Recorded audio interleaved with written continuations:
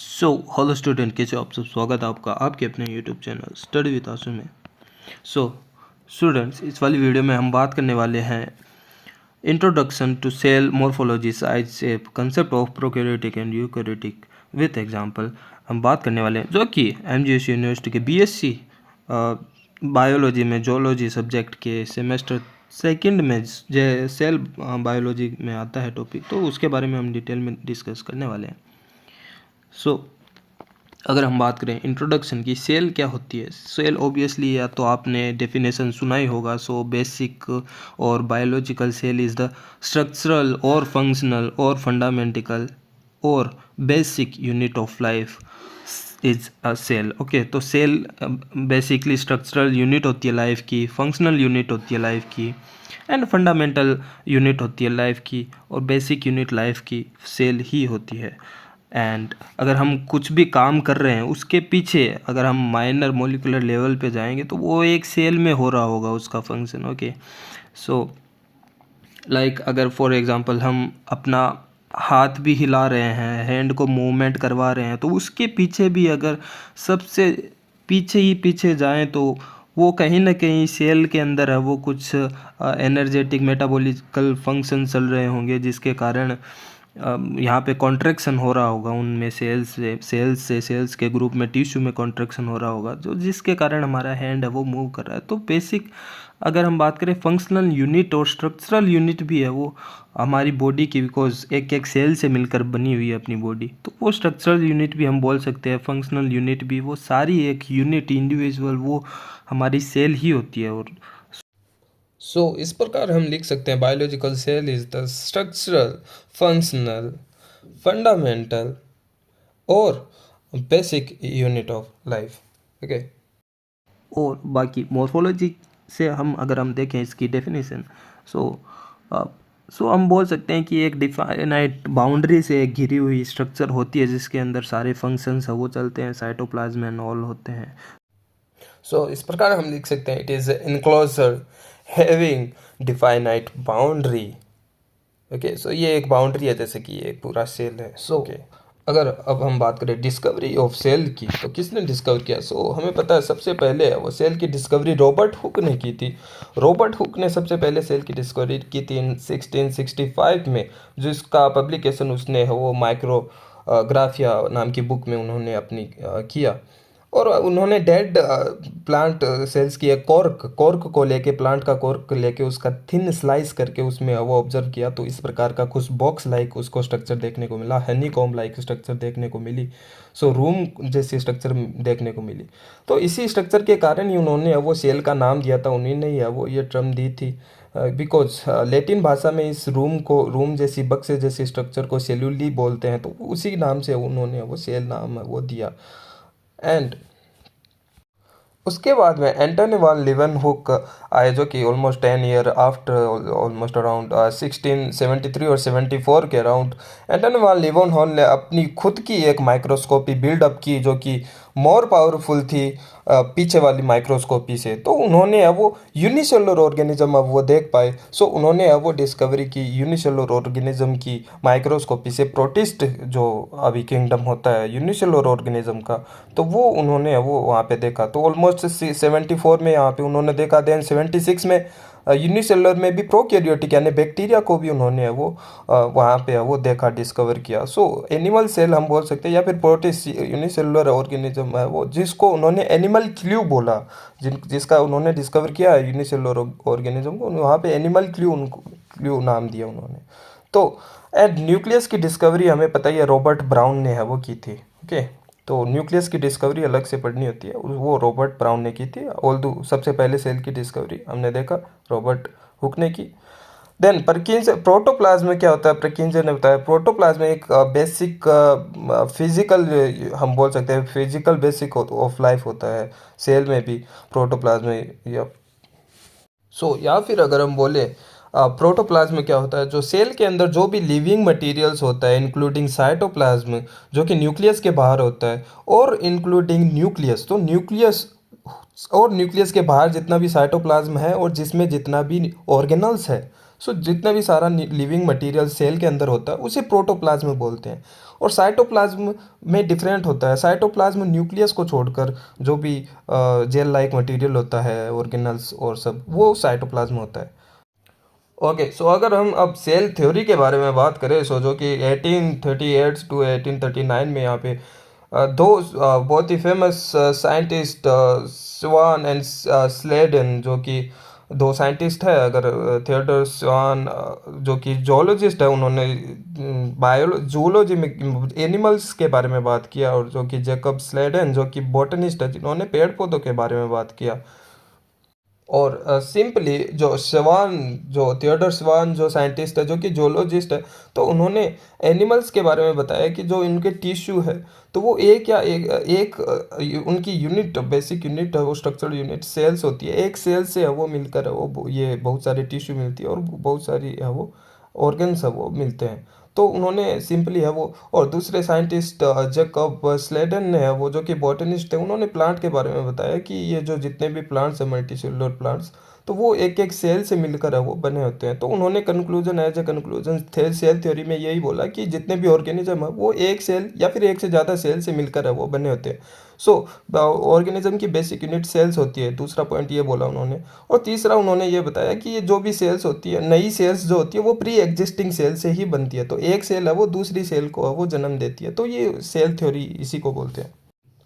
So now अगर हम बात करें postulated of cell theory topic के बारे में, तो यहाँ पे पहला टॉपिक यही बनता है कि जितने भी ऑर्गेनिज्म है वो एक या एक से ज़्यादा सेल से है वो मिलकर बने होते हैं। So we can say all living organism are composed of one or more cell. Okay, सो अगर वो एक सेल से मिलकर बना है तो उस ऑर्गेनिज्म को ऑब्वियसली हम बोलते हैं यूनिसेलुलर ऑर्गेनिज्म। ओके, और अगर हम बात करें यूनिसेलुलर ऑर्गेनिज्म में, वो भी दो टाइप के ऑर्गेनिज्म होते हैं। प्रोकैरियोटिक सेल के ऑर्गेनिज्म भी हो सकते हैं, और यूकैरियोटिक सेल के ऑर्गेनिज्म भी हो सकते हैं, जिसे हम प्रोटिस्टा किंगडम में रखते हैं। ओके, जितने भी यूकैरियोटिक सिंगल सेल ऑर्गेनिज्म होते हैं उन्हें प्रोटिस्टा हम बोलते हैं, और मोनेरा हम बोलते हैं प्रोकैरियोटिक्स के बैक्टीरियाज को। ओके, और अगर यूनिसेलुलर ऑर्गेनिज्म, मल्टीसेलुलर ऑर्गेनिज्म है, तो उसमें हम फंजाई को देखते हैं, प्लांटी को देखते हैं, और हम खुद है ही animals. Okay, so fungi heterotroph mode of nutrition करता है अब्जॉर्प्टिव मेथड से, एंड प्लांट है वो ऑटोट्रोफ होता ही है, और एनिमल्स जो कि हम हैं वो भी हेट्रोट्रोफ है, लेकिन हमारे में मोड ऑफ न्यूट्रिशन थोड़ा अलग है, इंजेक्शन हम करते हैं। सो अगर हम फाइलोजेनेटिकली देखें तो यहाँ पे कुछ ना कुछ एक सेल्स थी बहुत ही प्रिमिटिव एनवायरनमेंट में, उससे है वो एक नई प्रोकैरियोटिक सेल का ओरिजिनेशन हुआ, जिसे हम मोनेरा बोल रहे हैं। एंड उस मोनेरा प्रोकैरियोटिक सेल से है वो, उसमें न्यूक्लियस डेवलप हुआ धीरे धीरे, और न्यूक्लियस और ऑर्गेनल्स डेवलप होने के कारण उसी सेल से है वो कहीं ना कहीं यूकैरियोटिक सेल का डेवलपमेंट हुआ, जिसे हम प्रोटिस्टा यहाँ पे लिख रहे हैं, सिंगल सेल। और उसी सिंगल सेल से बहुत सारे मिलकर है वो मल्टी सेलुलर यूकैरियोटिक ऑर्गेनिज्म बने, जैसे कि हमने दिखा रखा है यहाँ पे, plantae, fungi and animal. So अब यहाँ पे हम बोल सकते हैं the cell is the most basic structural and functional unit of the life. तो एक सेल ही है, वो ही है वो अपनी पूरी ऑर्गेनिज्म में एक फंक्शनल और स्ट्रक्चरल यूनिट है वो शो करता है। बिकॉज यहाँ पे हम बोल सकते हैं जो सेल है वो, सेल से है वो बहुत सारे टिश्यू, बहुत सारी सेल से वो बहुत सारे टिश्यू बनते हैं, बहुत सारे टिश्यू मिलकर ऑर्गन्स बनाते हैं, और बहुत सारे ऑर्गन्स मिलकर है वो ऑर्गन सिस्टम बनाते हैं, जो कि ऑर्गेनिज्म को बनाते हैं, लास्ट में ऑर्गेनिज्म को बनाते हैं। सो यहाँ पे है वो सेल से टिश्यू बने, टिश्यू से ऑर्गन, और ऑर्गन से organ system, and then organism. Cells के अगर एग्जांपल की बात करें, जैसे कि एपिथेलियल सेल्स है, एक एक एपिथेलियल सेल्स है वो एपिथेलियम टिश्यूज बनाते हैं। ओके, बहुत सारे एपिथेलियम टिश्यू है वो, जैसे स्टोमच बनाते हैं, स्टोमच में एपिथेलियम टिश्यूज होते हैं बहुत सारे। देन डाइजेस्टिव सिस्टम बनाते हैं, और वो डाइजेस्टिव सिस्टम्स एंड बहुत सारे और ज़्यादा सिस्टम, जैसे किडनी वगैरह, एक्सक्रीटरी सिस्टम, वो सारे सिस्टम, सर्कुलेटरी सिस्टम, वो सारे सिस्टम मिलकर पूरे ऑर्गेनिज्म को बनाते हैं। थर्ड पॉइंट हम लिख सकते हैं the sum total activity carried out by all the cells is equivalent to the activity carried out by the organism. Okay, so इसका मतलब एक एक सेल्स से की हुई एक्टिविटी, वो सारी सेल्स की एक एक सेल से की हुई एक्टिविटी, वो उन सारी एक एक सेल से की हुई एक्टिविटी को अगर हम मिला लें, टोटल ऐड कर लें, तो वो सारी एक पूरे ऑर्गेनिज्म के द्वारा की हुई एक्टिविटी के बराबर होती है। ओके, सो फॉर एग्जांपल हमारा हार्ट की एक एक सेल्स है वो पंप करने के लिए, कॉन्ट्रैक्शन करने के लिए एक्टिविटी कर रही है, तो उस सारी सेल्स की एक्टिविटी को अगर हम जोड़ दें तो आखिरी में हमें वो क्या मिलेगा, पूरे हार्ट का किया हुआ हमें फंक्शन मिल जाएगा। तो सारी सेल्स की एक एक सेल से किया हुआ फंक्शन है वो टोटल पूरे ऑर्गेनिज्म का किया हुआ है वो फंक्शन होता है। And at the end, Rudolf Virchow, 1855 के according all the cells arise from the pre existing cells. जो जितनी भी सेल्स है वो नहीं बनती है, वो पीछे वाली सेल से ही बनती है। यही सेल थ्योरी का पार्ट एक ये भी है। तो उन्होंने बोला भी था ओमिनी सेलुला ई सेलुला, तो इसका मतलब यही होता है सारी की सारी जितनी भी सेल नहीं बनती है वो सारी प्री एग्जिस्टिंग सेल से वो बनती आ रही है। सो अगर प्रोकैरियोटिक सेल्स से बात करें, सो प्रोकैरियोटिक सेल्स में सिंपली है वो डिवीजन होता है एक पुरानी सेल से, लेकिन इसमें ओनली है वो साइटोकाइनेसिस देखने को मिलता है। लेकिन यूकैरियोटिक में बिकॉज इसके अंदर न्यूक्लियस भी होता है तो वहाँ पे पहले है वो कैरियोकाइनेसिस देखने को मिलता है, उसके न्यूक्लियस का पहले डिवीजन होता है। यूकैरियोटिक सेल के डिवीजन की बात करें और उसे हम बोल सकते हैं कैरियोकाइनेसिस फॉलोड बाय साइटोकाइनेसिस। वहाँ पे पहले कैरियोकाइनेसिस होगा, न्यूक्लियस का डिवीजन होगा, फॉलोड बाय साइटोकाइनेसिस, बाद में साइटोकाइनेसिस होगा। सो नाउ अगर हम बात करें exception of to cell theory, तो सेल थ्योरी के क्या अपवाद है? सेल थ्योरी जो बताती है सेल के बारे में एंड ऑर्गेनिज्म के बारे में, उसके अपवाद क्या क्या है? पहला है वायरस। तो वायरस जैसा कि आपको पता है, किसी अगर वो होस्ट के अंदर जब तक नहीं चला जाता तब तक वो लिविंग मटेरियल भी नहीं है इवन। ओके, सो उसके अंदर as a genetic material DNA भी हो सकता है, आरएनए भी हो सकता है 10 किलो बेस पेयर तक का। ओके, एंड वहाँ पे कोई प्रोटोप्लाज्म नहीं देखने को मिलता है उसके अंदर, ओनली जेनेटिक मटेरियल्स मोस्टली देखने को मिलता है। कुछ एंजाइम हो सकता है लाइक रिट्रोट्रांसक्रिप्टेज, और वो मेटाबॉलिक मशीनरी होस्ट की ही यूज़ करता है, उसके अंदर कोई भी मेटाबॉलिक मशीनरी नहीं होती है वायरस में। सेकंड है विरियोइड्स, जो कि इसके अंदर नेकेड आरएनए पाया जाता है, वो भी सिंगल स्टैंड होता है, डीएनए के जैसे डबल स्टैंडर्ड नहीं होता है। 250 से 300 न्यूक्लियोटाइड ही वहाँ पे देखने को मिलते हैं उसके अंदर। और डिजीज़ कॉज करता है प्लांट के अंदर, वो विरियोड्स होते हैं लाइक बीएसटी विरियोड। ओके, एंड विरुसॉइड्स क्या होते हैं? ये भी एक सिंगल स्टैंड सर्कुलर आरएनए होते हैं। आरएनए के स्ट्रैंड्स होते हैं लगभग 250 to 350 न्यूक्लियोटाइड बेस पेयर के। सैटेलाइट आरएनए भी हम उनको बोल सकते हैं विरुसॉइड्स, जो कि हेल्प लेते हैं किसी हेल्पर वायरस का, जो कि दूसरा वायरस आके इसके लिए है वो कुछ प्रोटीन कोड करता है, इसके लिए कुछ प्रोटीन बनाता है, जो कि उसके सिंगल स्टैंडर्ड इसका जो जेनेटिक मटेरियल है उसके चारों तरफ वो कोट बना के एक विरुसॉइड्स बना लेता है। इसका एग्जांपल है बार्ले येलो ड्वार्फ वायरस, जिसके अंदर as helper virus luteo virus है वो काम में आता है। ल्यूटियो वायरस यहाँ पे उसके लिए एक प्रोटीन बनाता है, प्रोटीन कोट, जो कि इसके विरुसॉइड्स के आरएनए के चारों तरफ है वो एक एज ए कवच है वो बन जाता है, और विरुसॉइड्स है वो बन जाता है। तो ये सब है विरुसॉइड्स के बारे में होता है। एंड फोर्थ वन इज पिरियंस, ये भी एक एक्सेप्शन है सेल थ्योरी का, बिकॉज देखो सेल के अंदर है वो बहुत सारे करेक्ट फोल्डेड प्रोटीन्स होते हैं, जो कि हमारी सारी फंक्शंस में है वो मेन प्ले रोल है वो करते हैं।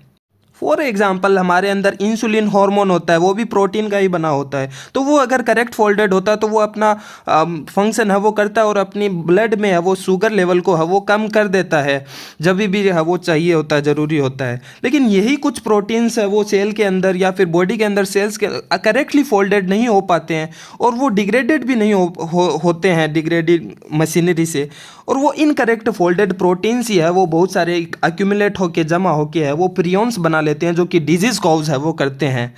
तो उसमें से कुछ डिजीज़ है जैसे कि बीएससी बोवाइन सीरम इंसेफेलोपैथी, या फिर मैड काउ डिजीज़ जिसे हम बोलते हैं। क्वेश्चन में आ सकता है पीरियड से होने वाली disease mad cow disease, okay, BSC. And then second है क्रूचफेल्ट जो जैकॉब डिजीज़, जिसे वो सीआईडी सिंड्रोम भी बोलते हैं। देन स्क्रैपी डिजीज़ भी बोल सकते हैं। ये सारे इनकरेक्टली फोल्डेड प्रोटीन्स के एक्यूमुलेशन होने के कारण, प्रियॉन्स जिसे हम बोलते हैं, उसके कारण ये डिजीज होती है। Then next one, fifth point, existing of cell lacking nucleus. Okay, so ऐसी कौन सी सेल्स है जिनके अंदर न्यूक्लियस नहीं होते हैं? लाइक आरबीसी, हमारी ह्यूमन के अंदर आरबीसी होती है, उसके अंदर न्यूक्लियस ही नहीं होता है।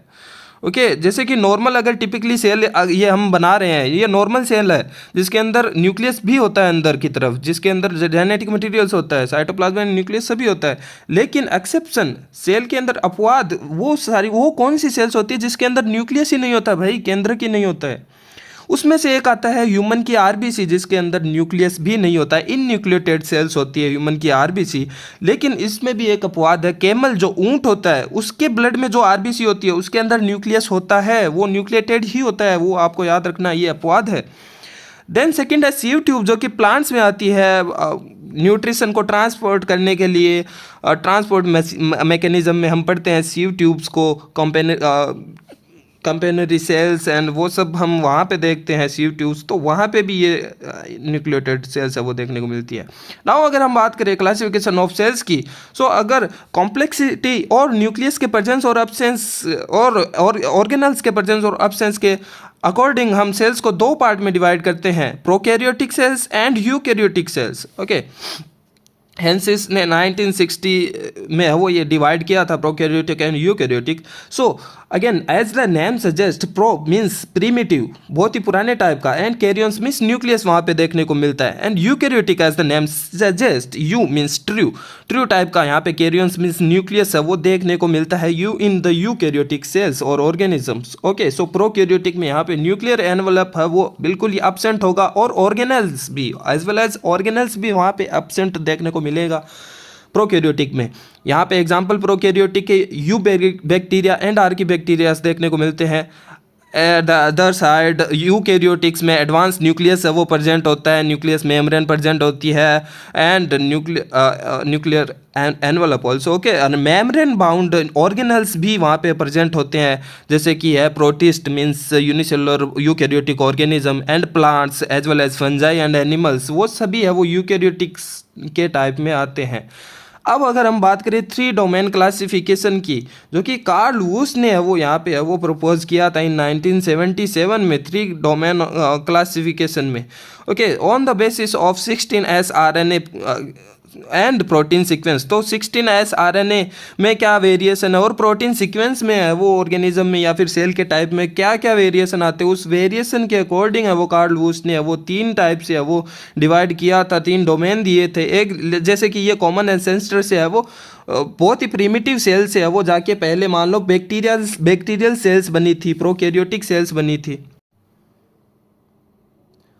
सो यहाँ पे हम यहाँ पे शो कर रहे हैं लाइक बहुत ही प्रिमिटिव एनवायरनमेंट में जब पहली बार सेल बनी थी तो उससे कहीं ना कहीं कुछ चेंजेस होके प्रोकैरियोटिक सेल्स है वो उसका फॉर्मेशन हुआ था, जिसे हम बैक्टीरिया बोलते हैं, और वही कॉमन एंसेस्टर से है वो आगे कुछ ना कुछ और चेंज होके है वो आर्की बैक्टीरियाज है वो बने। आर्की बैक्टीरियाज देन उसी आर्की बैक्टीरिया के कॉमन एंसेस्टर से है वो कुछ चेंज होके है वो यूकैरियोटिक सेल्स बने थे। तो ये 3 डोमेन यहाँ पे bacteria, Archie bacteria and eukaryotic 3 domain यहाँ पे है वो देखने को मिले हमें। अभी अगर हम बात करें प्रोकैरियोटिक सेल्स से, तो टिपिकली स्ट्रक्चर अगर हम देख लेते हैं प्रोकैरियोटिक सेल्स की, तो प्रोकैरियोटिक सेल्स की स्ट्रक्चर किस प्रकार की होती है वो यहाँ पे हम देखने वाले हैं। तो यहाँ पे सिंपली है वो आउटर साइड में यहाँ पे हमें वो देखने को मिलती है, ग्लाइकोकेलिक्स की है वो लेयर हमें देखने को मिलती है, देन सेल वॉल देखने को मिलती है, देन अंदर ही अंदर सेल मेम्ब्रेन हमें देखने को मिलती है। ओके, सो आउटर साइड में कुछ प्रोकैरियोटिक सेल्स होती है जिनके अंदर है वो ग्लाइकोकेलिक्स की कैप्सूल्स, जैसे हम बोलते हैं कैप्सूल, या फिर टफ कोटिंग का कोई बैक्टीरिया या फिर कोई प्रोकैरियोटिक है जिसके अंदर टफ कैप्सूल है, तो वो ग्लाइकोकेलिक्स का टफ भी हो सकता है और थोड़ा सॉफ्ट या फिर स्लाइमी लेयर भी हो सकती है, लूज कोटिंग भी हो सकती है उसकी ग्लाइकोकेलिक्स की। खैर उसके बाद में यहाँ पे सेल वॉल तो ऑलमोस्ट है वो प्रेजेंट होती है, सेल वॉल देखने को मिलती है प्रोकैरियोटिक सेल्स में, एंड अंदर ही अंदर है वो ब्लैक लाइन से आप देख पा रहे हो ये प्लाज्मा मेम्ब्रेन है, और उसके अंदर है न्यूक्लियस मेम्ब्रेन नहीं देखने को मिलती है, डायरेक्टली सेल मेम्ब्रेन के अंदर साइटोप्लाज्म में यहाँ पे हमें देखने को मिलते हैं जेनेटिक मटेरियल्स, न्यूक्लियोइड्स या जिनोपोर। ओके, तो ये यहाँ पे है वो प्लाज्मा मेम्ब्रेन इनफोल्डेड भी होती है, लाइक जैसे हम यूकैरियोटिक सेल में ER देखते हैं एंडोप्लाज्मिक रेटिकुलम, वैसे ही है वो ये इसमें प्लाज्मा मेम्ब्रेन है वो इनफोल्डेड है वो रहती है। और ये हम यहाँ पे देख रहे हैं सेल वॉल कुछ एक्सटेंडेड हो रहा रहता है, फ्लैजिला और सीलिया बनाता रहता है, तो ये यहाँ पे ये सीलिया हम ड्रॉ कर रहे हैं, तो ये सीलिया भी है वो प्रोकैरियोटिक सेल्स में है वो देखने को मिलती है, cilia and flagella like structures भी यहाँ पे, फिम्ब्री लाइक स्ट्रक्चर यहाँ पे, फिम्ब्री जो कि अटैचमेंट के लिए होस्ट के ऊपर अटैचमेंट के लिए, एडेशन के लिए फिम्ब्रीज भी होती है, सीलिया भी होती है। और ये आप देख पा रहे हो प्लाज्मा मेम्ब्रेन का इनफोल्डेड मीजोसोम फॉर्मेशन करता है। मीजोसोम इस स्ट्रक्चर को बोलते हैं, जो कि होती है इन्वेजिनेशन ऑफ प्लाज्मा मेम्ब्रेन, जो अंदर की तरफ इन्वेड करी रहती है, जिसे मीजोसोम बोलते हैं, जो कि सेल के एक्यूरेट सेल डिवीजन में है वो रोल प्ले करती है, सेल डिवीजन में है वो हेल्प करती है, डीएनए के रेप्लिकेशन में हेल्प करती है, और रेस्पिरेटरी एंजाइम भी यहाँ पे है वो लगे रहते हैं। तो रेस्पिरेटरी एंजाइम भी यहाँ पे देखने। अब अगर हम बात करें स्ट्रक्चर ऑफ यूकैरियोटिक सेल्स की, और जो कि एनिमल्स में प्रेजेंट होती है, तो उस सेल की अगर स्ट्रक्चर की बात करें, यहाँ पे हमें आउटर पार्ट्स पे है वो एक सेल मेम्ब्रेन प्रेजेंट होती है, bilayer cell membrane. Okay, plasma membrane हम उसको बोल सकते हैं, 2 लेयर की होती है, जहाँ पे लिपिड और प्रोटीन के कंपोजिशन वहाँ पे देखने को मिलती है। आउटर साइड पे कार्बोहाइड्रेट भी होता है। एंड यहाँ पे ऑलमोस्ट सेंटर में, नॉट ऑलवेज, बट यहाँ पे न्यूक्लियर एनवलप से घिरा हुआ एक न्यूक्लियस वहाँ पे देखने को मिलता है, बिकॉज यूकैरियोटिक सेल है, तो ये न्यूक्लियस के चारों तरफ न्यूक्लियर एनवलप हमें देखने को मिलता है, बाई लेयर। ओके, एंड इसके अंदर न्यूक्लियोलस होता है एंड क्रोमेटिन मटेरियल्स होता है, लाइक डीएनए। ओके, सो यहाँ पे ये है न्यूक्लियर पोर कॉम्प्लेक्स, जिसके थ्रू यहाँ पे न्यूक्लियस से बाहर कुछ भी है वो आ सकता है, लाइक एमआरएनए को है वो बाहर आना है न्यूक्लियर पोर कॉम्प्लेक्स से, और साइटोप्लाज्म में से भी न्यूक्लियस के अंदर जाना है, तो इस न्यूक्लियर पोर कॉम्प्लेक्स का हेल्प लिया जाता है। देन न्यूक्लियस एनवलप से ही थोड़ा बहुत फोल्ड होके यहाँ पे ईआर बनती है, एंडोप्लाज्मिक रेटिकुलम, और उसके बाद में ये है गोल्जी बॉडी है वो, ये सिंगल लेयर स्ट्रक्चर होती है ऑर्गेनल्स की। तो ये न्यूक्लियस के बाद में ये जो ऑर्गेनल्स है, गोल्जी बॉडी एंड ईआर, ये सिंगल मेम्ब्रेन के बने होते हैं। इसके बारे में आगे भी हम बात करेंगे। तो ये थी ईआर और गोल्जी बॉडी, और ये कुछ स्मूथ यहाँ पे एंडोप्लाज्मिक रेटिकुलम भी होती है, एंड रफ एंडोप्लाज्मिक रेटिकुलम जहाँ पे राइबोसोम्स बाइंड रहते हैं उसके साथ में ईआर के। एंड ये आप स्ट्रक्चर आप देख सकते हो सेंट्रियोल की, जहाँ पे एक पैर है वो सेंट्रियोल का है, जो कि सेल डिवीज़न में हेल्प करता है दोनों तरफ क्रोमोसोम को खींचने के लिए। तो वो सेंट्रियोल न्यूक्लियस के बाहर रहता है सेल डिवीज़न से पहले, जब नॉर्मल सेल इस स्टेज में होती है, तो उसमें न्यूक्लियस से बाहर की साइड में ये सेंट्रियोल प्रेजेंट होता है, और जिस स्पेस में ये सेंट्रियोल होता है उस पूरे स्पेस को बोलते हैं सेंट्रोसोम। ओके, तो ये सेंट्रोसोम वाले पूरे एरिया में ही है वो एक पैर होता है सेंट्रियोल का। एंड यहाँ पे ये स्ट्रक्चर आप लाइसोसोम की देख रहे हो, जहाँ पे बहुत सारे डाइजेस्टिव एंजाइम्स होते हैं, एंड ऑलमोस्ट पूरी सेल्स में ये वो साइटोस्केलेटन्स भी प्रेजेंट होते हैं, लाइक एक्टिन, मायोसिन, ये सब करके। तो यहाँ पे साइटोस्केलेटन जैसे कि माइक्रोफिलामेंट्स है, एंड माइक्रोट्यूबुलिन्स है, ट्यूबुलिन है, and as well as intermediate filament. तो ये सब केराटिन्स वगैरह सब यहाँ पे है वो एंडोस्केलेटन, या फिर हम बोल सकते हैं साइटोस्केलेटन सेल के अंदर है वो देखने को मिलते हैं, जो कि सेल की स्ट्रक्चर को इंटैक्ट रखते हैं। स्ट्रक्चर को बनाए रखने के लिए साइटोस्केलेटन की ज़रूरत होती है, और ये वैक्यूल है, यहाँ पे वैक्यूल्स भी होती है, एंड एट द एंड यहाँ पे एसओएस राइबोसोम्स भी होते हैं। तो ये थी स्ट्रक्चर यूकैरियोटिक सेल की, एनिमल्स की। अभी हम देखेंगे प्लांट सेल्स की स्ट्रक्चर। ये आप देख सकते हो चारों तरफ यहाँ पे प्लांट में की सेल में सेल वॉल प्रेजेंट होती है। ओके, जो कि सेलुलोज की हो सकती है, पेक्टिन की हो सकती है। ओके, सेल वॉल के अंदर होता है plasma membrane. Okay, by layer, या फिर हम बोल सकते हैं बाई लेयर प्लाज्मा मेम्ब्रेन के बाहर की साइड में है वो सेल वॉल होता है। ओके, और ये अगेन थोड़ा सा एकदम सेंटर में नहीं होता, क्योंकि प्लांट सेल का है वो मोस्टली पार्ट है वो यहाँ पे रिक्तिका से है वो बना हुआ रहता है, वोक्यूल्स जिसे बोलते हैं। तो उसको छोड़कर थोड़ा साइड में यहाँ पे ये न्यूक्लियस होता है, न्यूक्लियस एनवलप से घिरा हुआ, और जिसके अंदर है वो क्रोमेटिन मटेरियल्स होते हैं। देन अगेन एनिमल सेल की तरह यहाँ भी न्यूक्लियस एनवलप से है वो, आउटर एनवलप से है वो मिलकर है वो बनता है ER, endoplasmic reticulum, single layer होता है वो भी, एंड गोल्जी अपरेटस होता है, सिंगल मेम्ब्रेन, एंड लाइसोसोम होता है। देन स्मूथ ईआर होती है, smooth endoplasmic reticulum, and SOS ribosomes भी होते हैं, एंड अगेन एंड यहाँ पे हमें देखने को मिलता है एक unique cell organelles plant cells में, जो कि है क्लोरोप्लास्ट, जो कि फोटोसिंथेसिस में हेल्पफुल होता है। एंड उसी के जैसा ईआर जो कि एनिमल और प्लांट सेल दोनों में देखने को मिलता है माइटोकॉन्ड्रिया, सॉरी, ओके, जो कि एनर्जी प्रोड्यूसिंग ऑर्गेनल्स है। So powerhouse of the cells mitochondria यहाँ पे है वो प्रेजेंट होती है। देन पेरोक्सिसोम यहाँ पे देखने को मिलता है। जो कि यहाँ पे टॉक्सिन सब्सटेंस को वो डिग्रेड भी करता है, as well as lipid metabolism में भी हेल्प करता है पेरोक्सिसोम, ओके। एंड यहाँ पे साइटोस्केलेटन अगेन एनिमल और प्लांट सेल दोनों में देखने को मिलता है, जो कि उनके स्ट्रक्चर को मेंटेन करने में हेल्पफुल रखता है।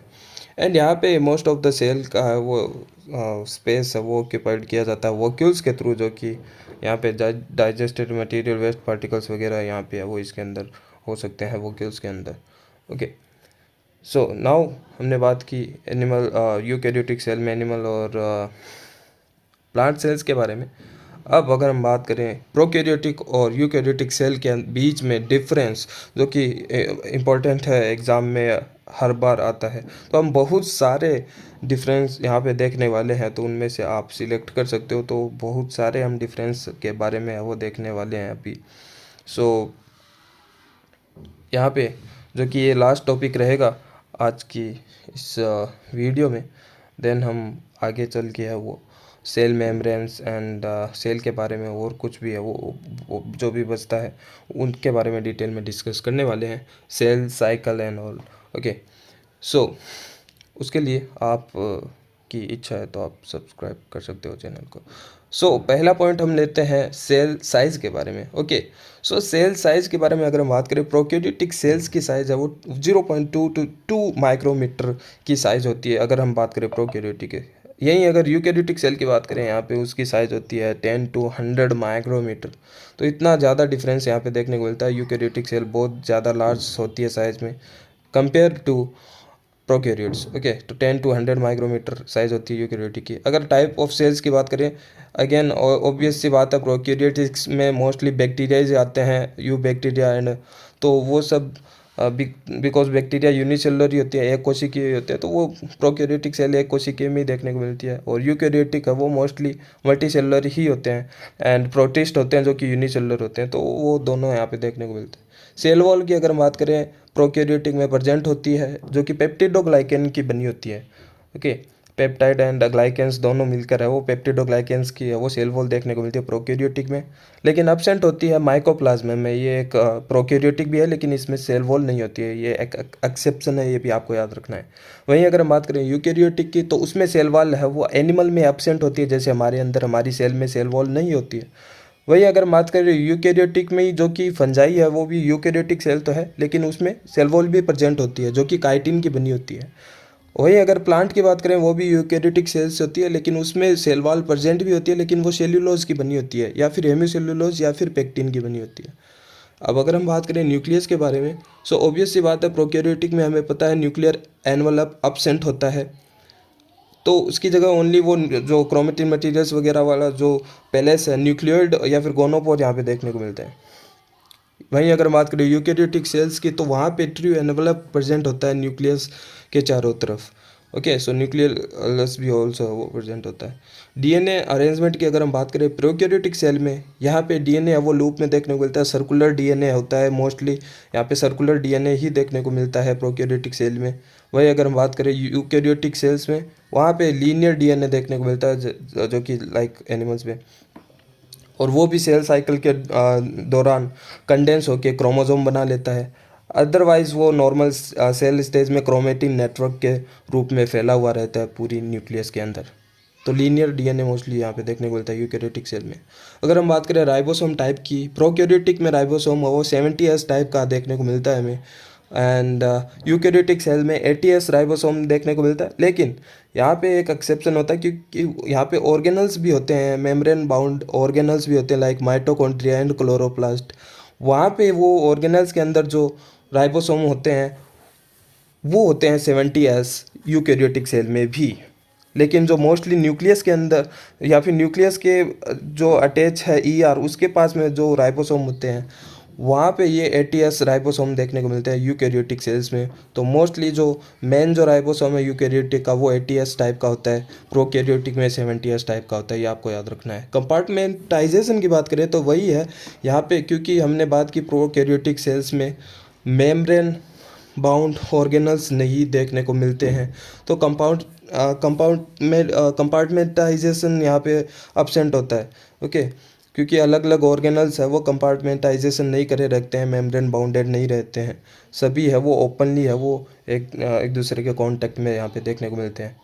वहीं अगर बात करें यूकैरियोटिक सेल्स में, यहाँ पे न्यूक्लियर एनवलप भी होता है, वो भी एक सेपरेट रहता है न्यूक्लियस, और बहुत सारे ऑर्गेनल्स भी है वो जो कि मेम्ब्रेन बाउंडेड रहते हैं। तो कंपार्टमेंटाइजेशन प्रेजेंट यहाँ पे देखने को मिलता है, उपस्थित होता है यूकैरियोटिक सेल्स में। वहीं अगर हम बात करें कंपार्टमेंटाइजेशन में भी, मेम्ब्रेन बाउंड में भी वो सिंगल मेम्ब्रेन से भी बाउंड रह सकते हैं ऑर्गेनल्स।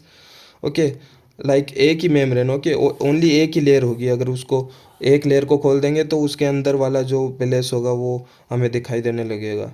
तो यहाँ पे सिर्फ वो एक ही मेम्ब्रेन से लेयर्ड कौन से ऑर्गेन्स है, सिंगल मेम्ब्रेन कवर्ड कौन से ऑर्गेनल्स है वो यहाँ पे लिखा हुआ है। रफ एंडोप्लाज्मिक रेटिकुलम है, गोल्जी बॉडी है, लाइसोसोम है, वोक्यूल्स है एंड पेरोक्सिसोम है, ये आपको याद रखना है।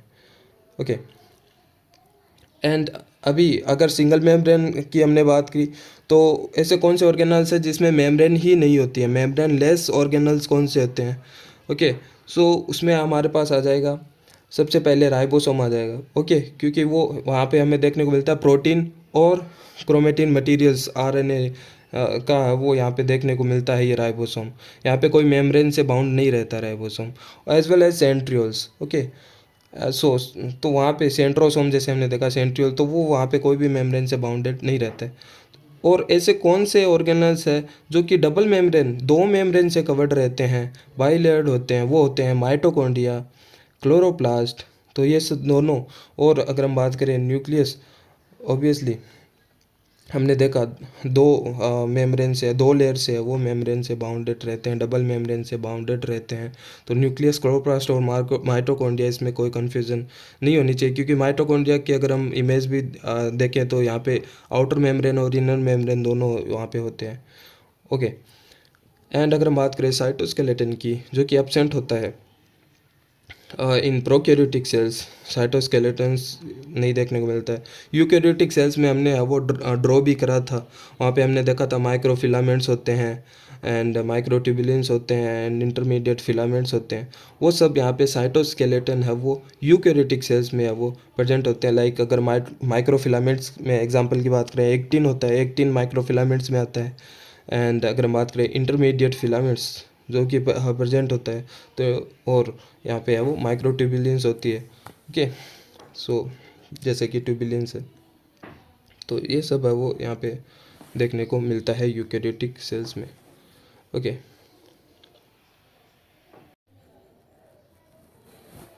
सो नाउ अगर हम बात करें अब रिप्रोडक्शन की, सो रिप्रोडक्शन प्रोकैरियोटिक सेल में सेक्सुअल रिप्रोडक्शन अब्सेंट होता है, यहाँ पे एसेक्सुअल रिप्रोडक्शन ही देखने को मिलता है। अब और यूकैरियोटिक सेल्स में हम बात करें एसेक्सुअल रिप्रोडक्शन के साथ में सेक्सुअल रिप्रोडक्शन भी देखने को मिलता है। एसेक्सुअल रिप्रोडक्शन मोस्टली जो प्रोटिस्ट होते हैं वहाँ पे देखने को मिलता है। और यहाँ पे एसेक्सुअल रिप्रोडक्शन भी कौन सा, ये भी एक क्वेश्चन होता है। तो यहाँ पे बहुत सारे टाइप होते हैं, बाइनरी फिजन एंड ऑल, तो उनसे वो एसेक्सुअल रिप्रोडक्शन यहाँ पे लाइक सेल डिवीजन में भी हम इसको इन्वॉल्व कर सकते हैं। सो सेल डिवीजन का टाइप प्रोकैरियोटिक में बाइनरी फिजन से सेल डिवाइड होती है, एक सेल से दो सेल यहाँ पे है वो बाइनरी फिजन से देखने को मिलती है।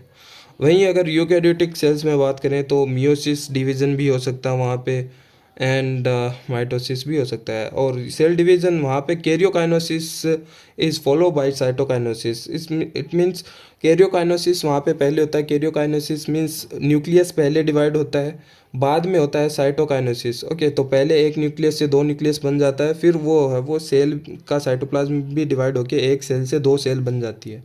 सो